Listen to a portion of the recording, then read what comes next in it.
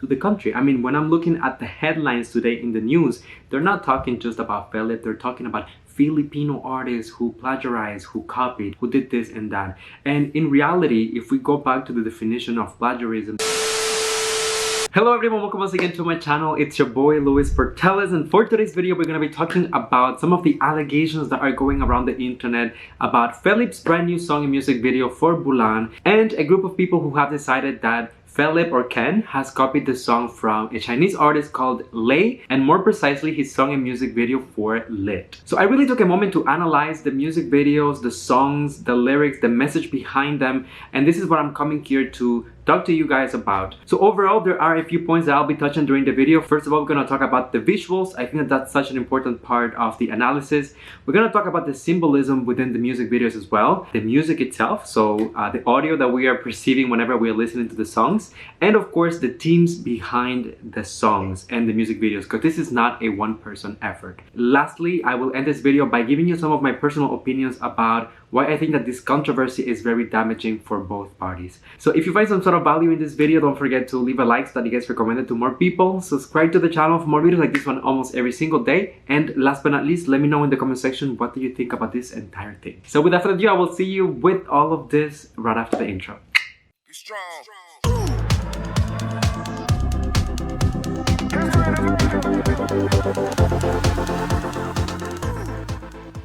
Alright, so just before we get into the core of the video, I just want us to be on the same page about what plagiarism means. This is a word that is thrown around a lot on the internet. We hear about it all the time in media, lawsuits, big artists being sued. So I feel like people tend to just throw it around without always understanding what it means. So according to the University of Oxford, plagiarism is presenting someone else's work or ideas as your own, with or without their consent, by incorporating it into your work without full acknowledgement. All published and unpublished material, whether it's manuscript, printed or electronic form, is covered under this definition. So I really just want to bring your attention for a moment to the segment where they mention presenting someone else's work or ideas as your own. And please keep that in mind all throughout this video as we analyze and compare both songs and visuals. Alright, so the first thing that I wanted to talk about were the visuals within both of these music videos. And I personally believe that none of these videos really follow the traditional path or the traditional formula for a music video. Both of them have very cinematographic treatments. So in my opinion, rather than going for the obvious music video formula, they decided to treat it as a movie or as a short film. You decide what you want to call it. And we know that in movies in particular, it's very common to start the segment with an introduction, or sometimes just to set the tone for the music video, start with a very mysterious opening. I think that this is something that we have seen in several movies, and that is also very common, especially in Hollywood. I feel like this was one of the arguments that people were using to defend the plagiarism allegation, and that's both of them have this opening which is very mysterious. You have those faded vocals in the background with a little bit of reverb, and if you're being honest, off the top of your head, how many movies can you think of that open the same way? I don't think that this is one music video copying the other. This is two different music videos being inspired by a technique that is extremely common in Hollywood and a lot of film industries all around the world. Another thing that people criticize a lot about the music video were the camera angles and some of the shots. Well, let's be realistic, there are only so many type of shots and camera angles that can be used, especially for music videos that are so dynamic and contain so much action as these do. I don't know if you guys know anything about movies and the production and the filming process, but I am actually a film studies graduate, so I literally spent 2 years of my life just studying these type of things, and let me tell you, everything is set in stone. Very rarely they will come up with new angles or new shots or new techniques to kind of innovate in the film industry, because everything is so standardized. And I think that where we see a little bit more of creativity is more on alternative movies that don't really make it into the mainstream at the end of the day. So I don't think that the purpose of any of these music videos was really to innovate when it comes to the camera angles and the shots. Keep in mind that if the goal here was to stick to cinematography and stick to the vibe of a movie, they're not going to be trying techniques and camera angles or shots that are not the standard in different film industries such as Hollywood, Bollywood, or even Nollywood. Now, the symbolism within the music videos, and I know that this is really like one of the biggest things for everyone out there, and I'm gonna talk about the most obvious one, which is of course the dragon. And in order to understand this, I think that we need to go back to a little bit of culture and tradition and what the dragon means in Chinese culture, what it means as well in Asian culture as well, and what it means for the Philippines precisely. So I think that the dragon figure is something that we have seen so widely spread all throughout Chinese culture. You can see references to it pretty much everywhere. It's really unavoidable. It has been in so many different movies, in so many different series, in so many different animes that, let's be honest, Lei was not necessarily creating something when he inspired himself to include a dragon within the music video. Now, in the context of Felip's video, he was just trying to tell the story of a legend in the Philippines, the legend of Bulan, which is part of Filipino mythology. And of course, it will be very hard to represent the legend visually on a music video without actually including the dragon. Now, just because two artists have dragons in their music video, it doesn't mean that they're copying each other. Keep in mind that the dragon is a prominent figure in Chinese culture and Chinese heritage and has deep meaning for its people. I can think of last year's edition of Miss Universe where Miss Philippines was actually in a costume representing Bulan. So this is not something that Ken really went and borrowed from someone else. He is just talking about his culture, and I think that this was clearly stated in the music video itself when he opened the entire thing by saying that he wanted to bring back a little bit of the tradition and the legends and the mythology that has been lost over time because of colonialism, and of course because of the younger generation not being as in touch with the roots as they used to be before. So he's trying to bring back those legends, those stories through his music and through his visuals to inspire a new generation of Filipinos. So the core here is that he is really trying to target his audience in his country and to really revive some of the aspects of his culture. Now, yes, of course, the dragons look similar. There are certain shots where you can see very similar things, for example, like the opening of the eye, which is something that is, once again, very common, especially if the goal of the cinematography is to emulate the one of a movie. This is something that we have seen in so many occasions. I can think of, for example, Jurassic Park.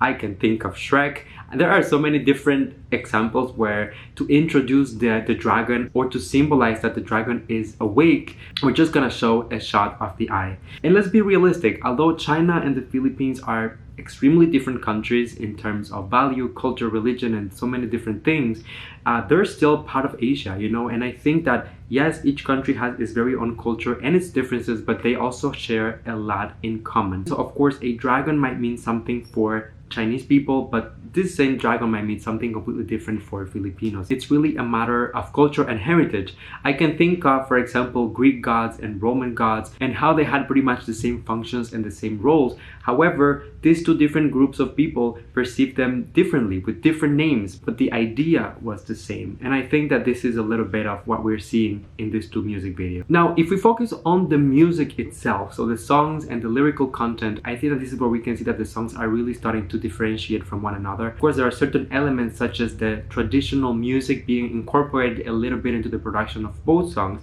which doesn't necessarily mean that they're copying each other. This is something very common. Lei is not the first original artist to include traditional Chinese music into his work. Same thing for Felip. He is not the first one to include Filipino music and aspects of the culture within his work. I personally thought that Felip's song was a lot more rock influenced, and this is something that I said during my reaction video to the song. So if you guys haven't watched that, please go and check it out. But I thought that it was really more inspired by different genres such as rock music, trap music, a little bit of hip hop, of course, rap with his vocal delivery. But at the end of the day, it was still a very modern production. When it comes to Lei's track, I think that yes, he had some of those references, but for example, the main one, the rock music, was not there for me for Lei's track. I think he was a little bit more inspired by rap music, a little bit more inspired by electronic music and even K-pop itself, rather than the treatment that Felip had for his own track. These are things that I realized as I look deep into it, because I know that at first glance they sound very similar. They're both rapping, guys. They're both rapping on these songs.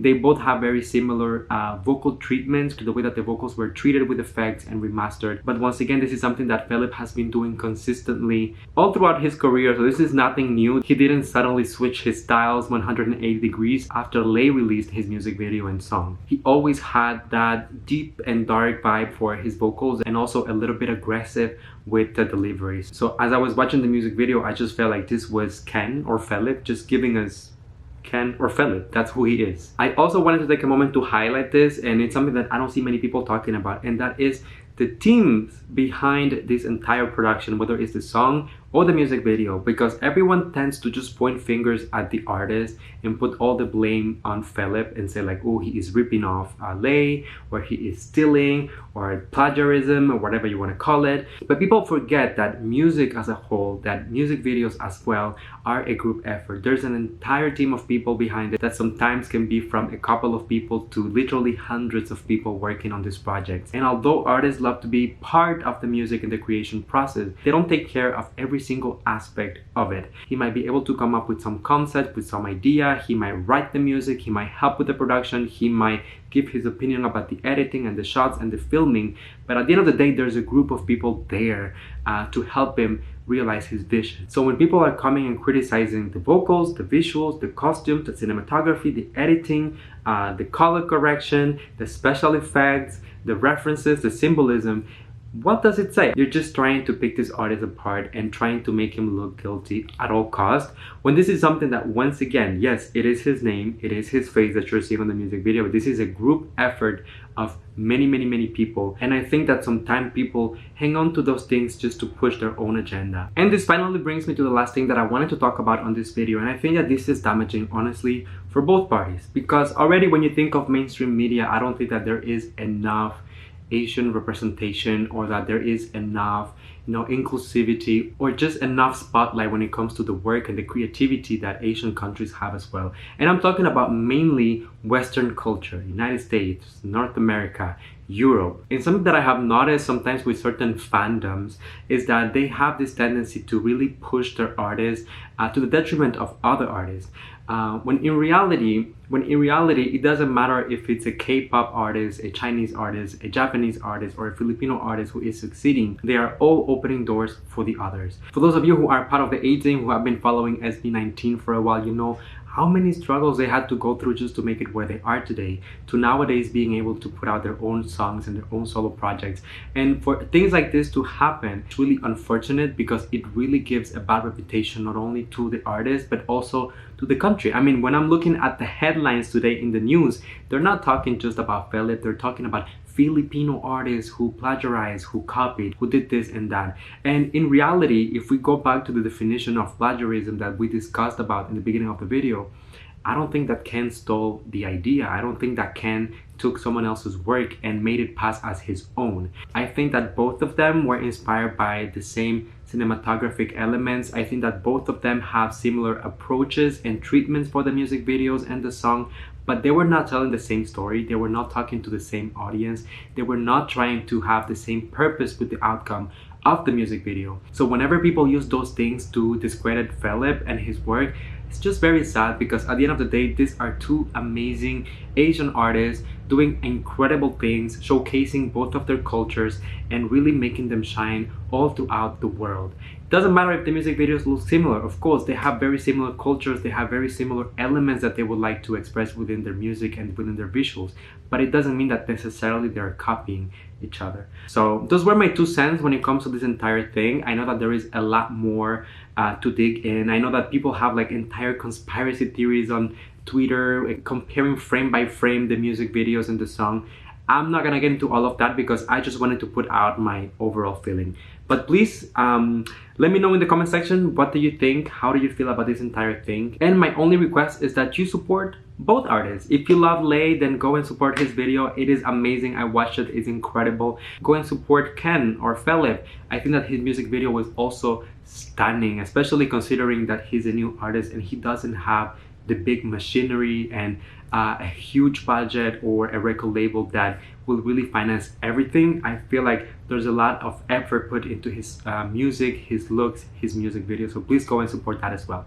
If you enjoyed this video, as usual, don't forget to leave a like so that it gets recommended to more people. Subscribe to the channel for more videos like this one almost every single day. And as usual, before you go, come here and give me a hug. That's a little tradition on the channel. Know that I love you, that I appreciate you. Thank you for coming and spending a few moments out of your day here with me. And until I see you next time, please stay safe, be kind to one another, sending you all my love, my kisses, and I'll see you on the next one.